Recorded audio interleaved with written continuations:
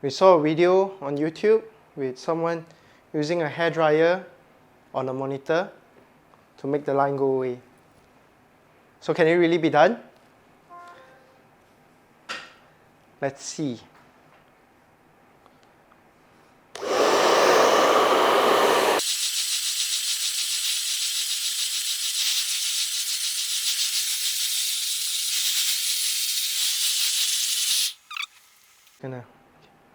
So this is our second monitor. Okay, let's just try.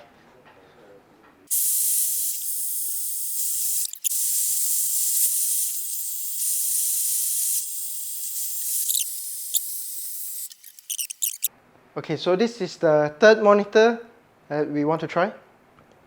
Okay, I'm just gonna go.